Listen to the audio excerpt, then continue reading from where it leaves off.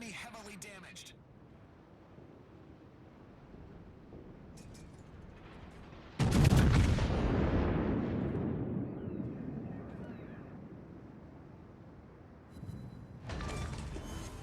Enemy cruiser sunk. Attention, AA crews, fire when ready. Hey everybody, welcome back. It's Business, and this is Ships and Giggles episode 25. So, nice little milestone there. Just wanted to get things going because basically we got a ton to talk about. So, Dunkirk, the event, really fun, really cool. I generally really like these operations just because it's a nice break from PvP, of course. And look at all that AA, but they do a lot of things right with these missions, and it's essentially a tutorial. They don't have an actual tutorial in this game, not the way they should, and you know, this is kind of a chance for the player base to interact with the other player base in a kind of a lower stakes type of environment, like obviously co-op, and which is essentially what this is, and you know, learn some of the mechanics of the game and so on and so forth. But yeah, I really think that's something that they can drastically and easily improve upon. You shouldn't have to watch videos. You should be able to be in the game, learn about the game without having to leave the game, go to YouTube, go to forums to figure out some of the most basic shit. But you know, it's not my game, right? So anyways, they're snowboats, fun as hell to shoot at. And they were actually modeled really well for being such tiny little bastards. But yeah, I really liked the Dunkirk operation and the movie. Intense as hell. I saw it in IMAX, and I brought earplugs because I knew what I was getting into with that, and it made it a hell of a lot more enjoyable. I have hearing issues as it is with tinnitus and you know, all this other stuff, and basically anxiety spikes massively because of certain sounds, and going into a movie that is very much about the sound and the anxiety building, the earplugs helped me out a lot. So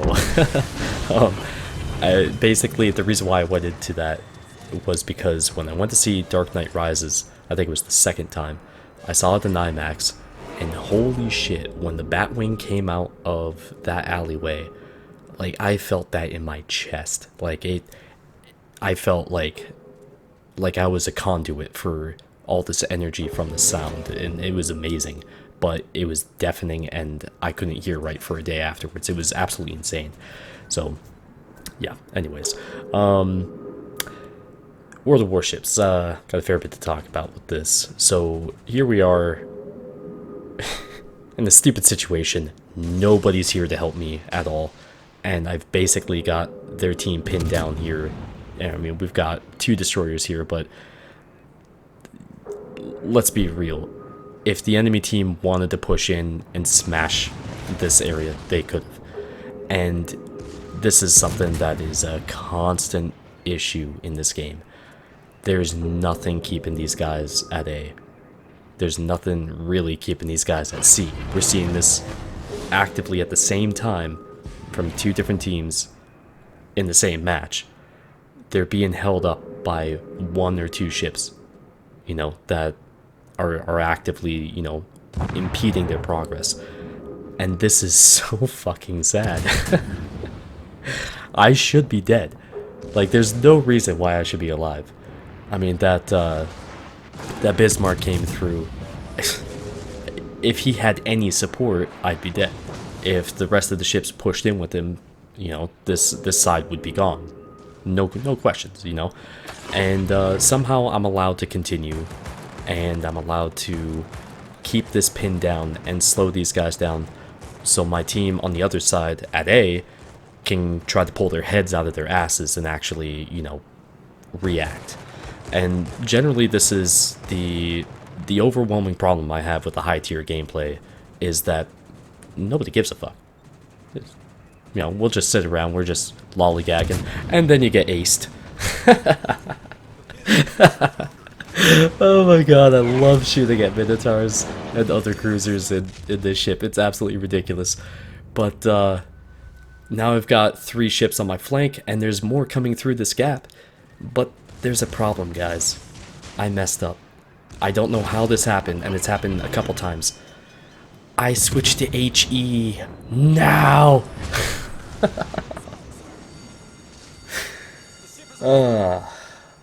Why, oh why, did that have to happen? And I had no idea that guy was coming in as fast as he was because I had no spotting because my destroyers had moved off. I should have had that. But Isoroku Yamamoto. This guy and the missions, pretty interesting. I actually like how they've done the missions. It's not until week 4, those missions right there, that you actually have missions that are specific to battleships, and that should be really interesting. It's all high tier stuff, which is interesting, but this is a problem. Concealed reserves, you get first blood, you get an additional charge for each consumable. Yeah, that's cool. But the real problem here is second wind. With Yamamoto, if you get a Kraken, you get a 34% reduction to your main battery reload, 16% reduction to your torp reload and squadron prep time for the carriers, and up to 48% of the ship's normal HP restored within 2 minutes. And apparently that functions like a repair party, so I'm guessing it's like adding a heal. So next time you use a heal, or whatever, for the ships that don't have it, it'll appear for them. They get half their health back over the course of 2 minutes, which is actually pretty goddamn insane if you think of a battleship being bow forward and being on fire, and how much more damage that player can suddenly take over the course of that period of time. How can I put this? I don't see how this is good for the game at all. I think this says fuck you to game balance and throws it right out the window. And it's also a real big middle finger to you, the player, for surviving. If you play it perfectly, but like say you're on one end of the map and this guy's up here in his whatever Yamamoto captain ship, and suddenly, you know, ships start dropping like flies up there while you're taking out some of these guys on the other end of the map. So, you know, the match is still generally pretty close. Even though a number of ships have been taken out, you get punished immensely for other people's mistakes. And for fuck's sakes, isn't that already a problem? I mean, how is this good for the game? And essentially, there are so many different things that I can think of that are going to be affected by this. Now, nobody's going to get this captain until mid-October at the earliest. So really only the most hardcore or the most efficient players are going to be able to get this captain, you know, by mid-October, right? The majority of players aren't going to be getting this until a couple months down the line. And, you know, at the end of the year, the start of next year. So maybe on a larger scale, we won't see the impact of this until then. But in a smaller scale, like, really good players are going to have this, you know, before November, and they are the ones that are going to have the most impact on a given match.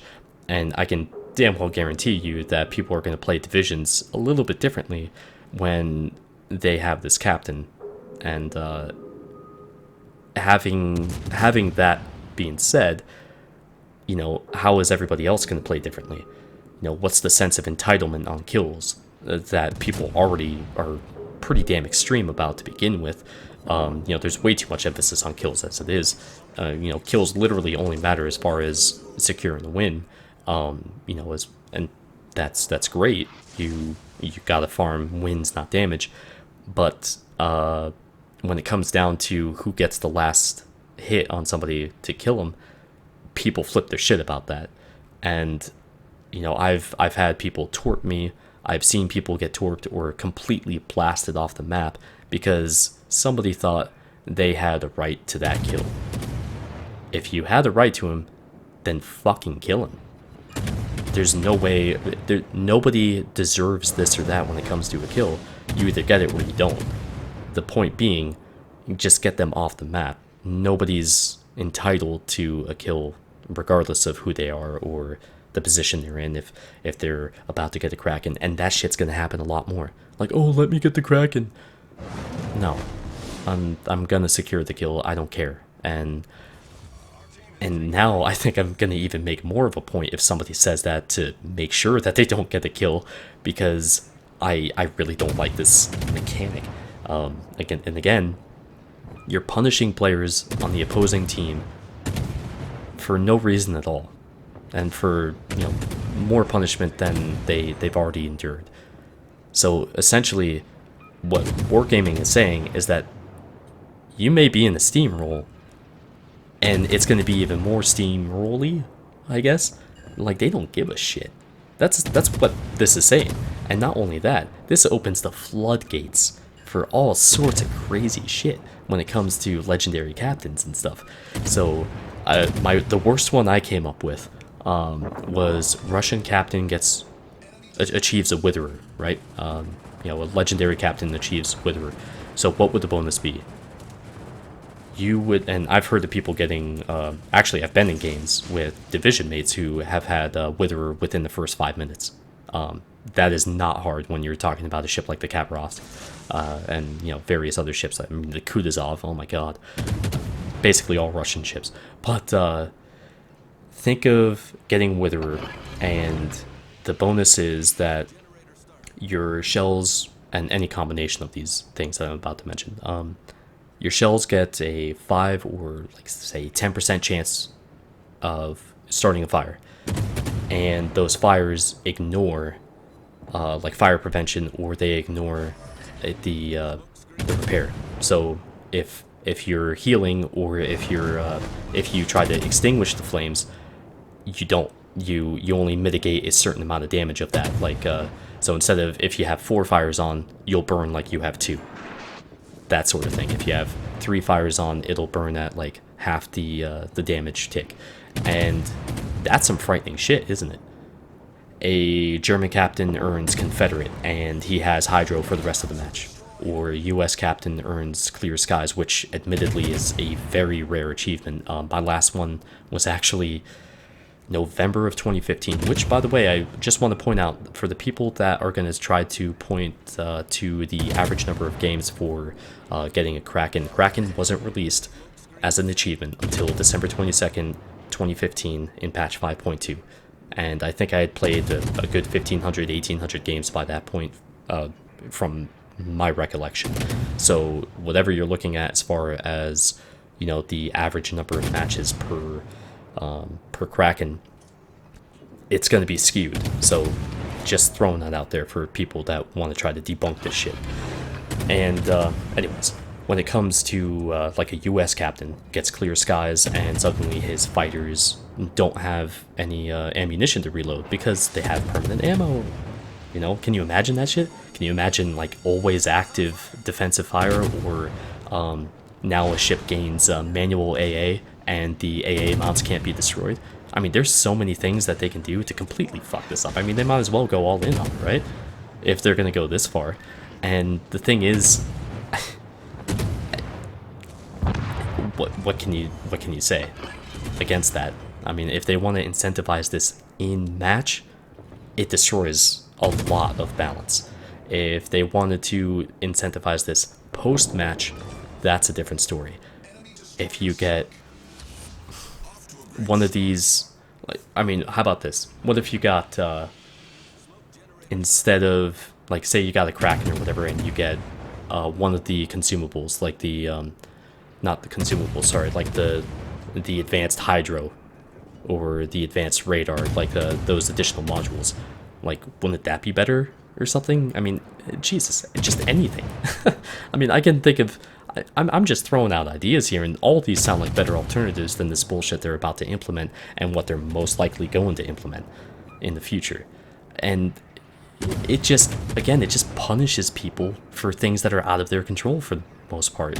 And, you know, think about ranked. You're in a 3v2, and suddenly, you know, this player on the enemy team gets that Kraken, and he's in the Magi, and he's at half health, so he's definitely below 20 seconds one way or another on his reload. And now you're expected to win. You're expected to be okay with that. You just got shit on by the fact that this achievement exists in the fashion that it does for this captain. It's insane. Team play, like team battles, wow, that'll never come back. You can feed kills to your Fuso buddy who now has like a 15-second reload. Minakaze, like if it's a tier 5. I mean, a 16% reduction on like Minakaze torps, that'd be hilarious. Oh my god, it might actually be a good ship now post all the nerfs. But there's just Clan Wars, it basically shits on all of that. People have been begging for Clan Wars. Now you're gonna have like an 8v8 format or something like that, and you have this captain on your team or the enemy team. You can feed them kills, and sure enough, now you have a lopsided match. It just doesn't make sense. Like, all of this flies exactly in the face of the stuff that they say that they do for, yeah, we care about the game balance and this and that. Like, no, you don't. Otherwise, this shit wouldn't happen. It wouldn't be an in-game bonus. Like an in-match bonus, I should say. Be very specific about that. And speaking of being specific, it's taken me a lot to record this and get the things that I want to say out there and be clear about it, because it's just, this is too much. And I just don't agree with this in the slightest, and I think this is the type of shit that kills games real quick. But maybe they'll scale it back. If they're going to have this bonus in, it should not be more than 10% on anything. It's just too much.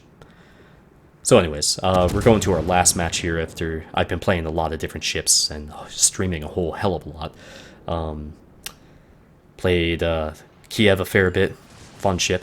I still hate the sounds of the guns. They're double-barreled, but they don't fire at the same time. And for some reason, it's the only ship in the game that's like that. A Gearing, the guns fire at the same time. It's really weird. The Tashkent, which I've actually grown to really enjoy now. I mean, it's the simplest damn ship. Go fast, turn a bit, and shoot at everything you see. It's the least complicated gameplay there is, and I'm more than halfway there to the Khabarovsk, and God help you guys. When I get that ship, it may be, quote, nerfed. It's not nerfed. That thing is still so grossly overpowered, it's not even fucking funny. I mean, we'll see what legendary captains they implement for the Russians, but the longer that takes, the better it is for everybody, because the cab is going to just... yeah, it's just going to be ridiculous. And I'm going to say, I'm not really going to talk about this given match very much, because there are a couple other things I just want to mention real fast, but I really thought I was screwed here. This ended up being my highest potential damage for a cruiser at 2.7 million, which is insane. And I was facing off against nothing but battleships shooting at me, and it was gnarly as hell. And just really lucky on some of these, little rudder ships and things like that to stay alive. But anyways, as far as the Royal Navy battleships are concerned, I do not anticipate that I will be playing them very much at all. The tier 3, 4, 5, 6, I think, is where the classic dreadnoughts are. I'll probably play those. I have absolutely no interest in playing anything beyond that. This is where we start to see just how gimmicky this game is getting.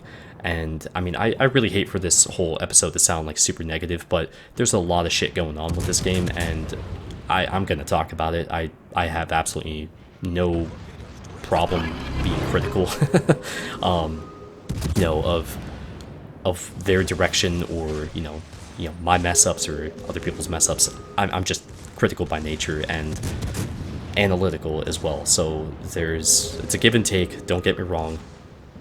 I understand some of my limitations as well, but when it comes to these Royal Navy battleships, they're going to be stealthy, which I completely disagree with as far as an approach to battleships.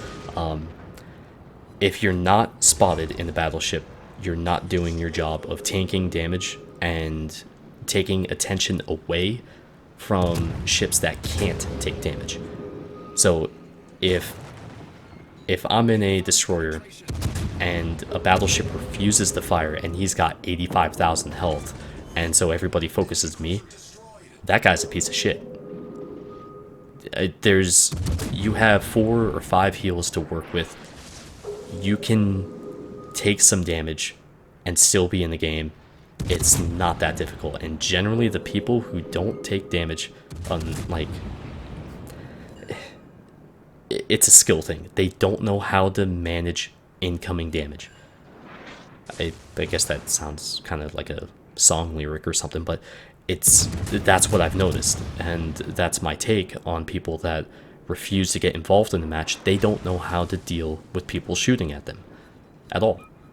So they maximize their armor potential by going bow forward, and they sit and they wait and they provide nothing to the team, and they get flanked and they get fucking wrecked. It's the same story for almost every single match. People get surrounded at the end. Oh, what happened to my team? You didn't fucking help them because you were sitting there doing nothing. And when it comes down to it, that is something that is only going to be exacerbated with ships that, like the Royal Navy the Royal Navy battleships at the higher tier, because they'll have a super heal, and like the tier 9 and 10 will have the Minotaur's heal, which is insane, and incredible concealment. And, you know, in closing, I really think the historical campaigns are awesome. It's great. I love military history, and I know pretty much everybody who's going to watch this video has an interest in it as well. They do a great job with that. Just adding this captain skill, you know, this passive bonus to it is just too much. And, you know, it doesn't matter that it's rare. It's the fact that people's matches are going to get fucked by this skill one way or another, and eventually in matches that they should have won. And that's just unfair. And, you know, I love this game. I wouldn't have quit in the first place if I didn't love it, and then it came back because I still love it, and I like shooting ships. This isn't a negative video. It's not me being negative. It's me asking what the fuck is actually going on, and where is this game going to be heading? I want it to improve. I want it to be better, and it's just being critical and thinking ahead and seeing what one change begets, you know. But the gearing overview is coming up probably within the next month, and I'm sure this video is going to generate a whole lot of discussion, so I'll be spending quite a bit of time on that in the coming days. But thank you for watching today, guys, and I'll see you back here soon. Take care.